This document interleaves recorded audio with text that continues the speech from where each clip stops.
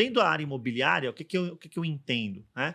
Que você precisa de uma carteira diversificada e o investidor, a investidora, ele precisa ter um plano e seguir esse plano de uma forma muito clara, com disciplina. Então, a carteira diversificada, ela vai ter fundo de tijolo e ela vai ter fundo de papel também. Né? Justamente por ter essa visão do institucional, esse background institucional, eu sempre tenho atuação anticíclica. Né? Então, há 1 ano e meio, mais ou menos, quando eu cheguei na Speech, a gente veio montar a parte de research de fundo imobiliário e o foco era fundo de tijolo. Quando estava todo fundo de CRI pagando aqueles dividendos na lua. E a gente falando para a turma, é no tijolo que você vai conseguir os melhores resultados olhando lá para frente. Você tem que ter um pedaço de fundo de CRI, com certeza. Né? Dívida, ela veio antes do equity. Sim. Então, você tem uma parte da carteira mais defensiva.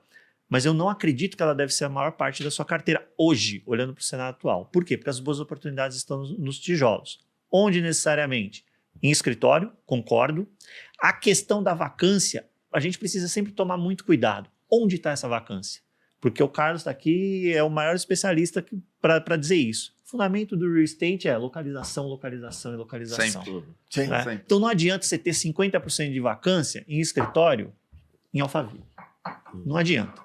Eu prefiro ou lá ter em Macaé. 5%. Ou anda na Petrobras ou não anda. Eu prefiro ter 5% de vacância na Paulista.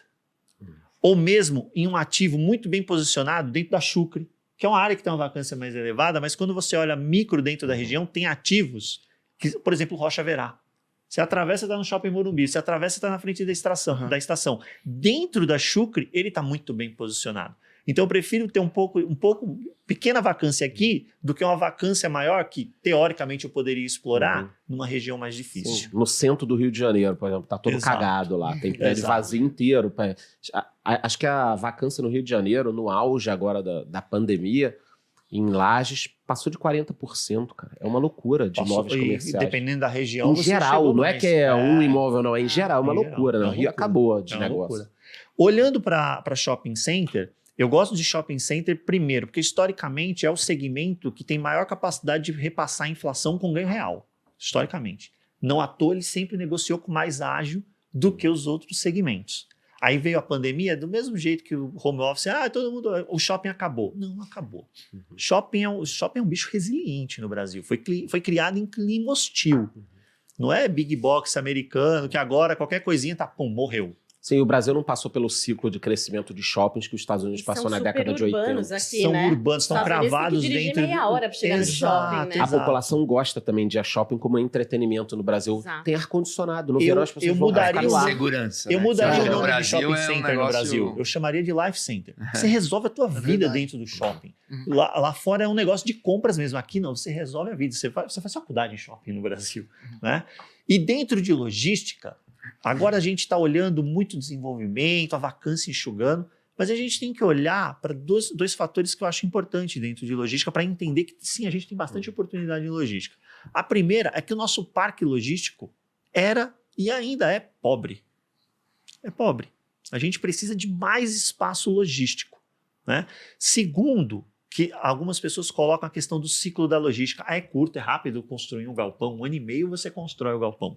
Só que o ocupante da logística de hoje é diferente do ocupante da logística de 8 ou 10 anos atrás. O Carlos está aqui, tem portfólio logístico na carteira, qualquer coisa me corrija, Carlos.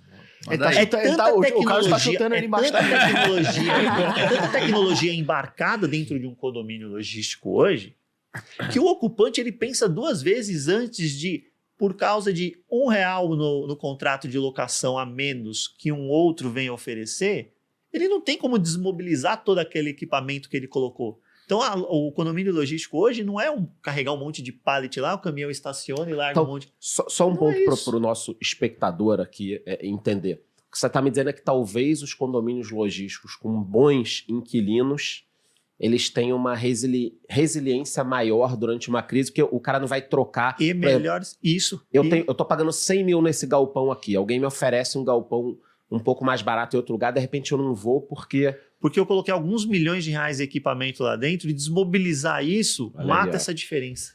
E também tem o Marca fato essa de que diferença. alguns contratos são atípicos, né? Então, Certo. se o cara tiver que sair Você antes, tem toma uma multona essa- na cara pra ficar esperto. Essa defesa, ela sempre existiu. Aham. Né? Eu acho que hoje, além de tudo, você tem essa defesa adicional, que os condomínios logísticos eles estão ficando mais Sofisticados. tecnológicos e as Claro. pessoas ainda, muitas vezes, têm a cabeça do galpão logístico antigo. É muita automação, né? É muita Muita automação. automação. Eu visitei o condomínio logístico da Natura, em Itupeva, e eu fiquei impressionado. Né? O caminhão chegou, descarregou, os produtos passaram pela esteira, viraram caixas, voltaram para o caminhão sem nenhuma ação humana.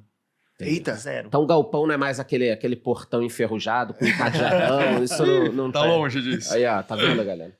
Então eu entendo que assim, a carteira diversificada, siga o seu plano, você vai ter percentuais definidos para cada ativo, e aí nos movimentos de mercado, você vai fazer o quê? Você vai fazer o inverso do que muita gente faz. Agora tem gente fugindo de fundo de CRI, porque ele está pagando menos.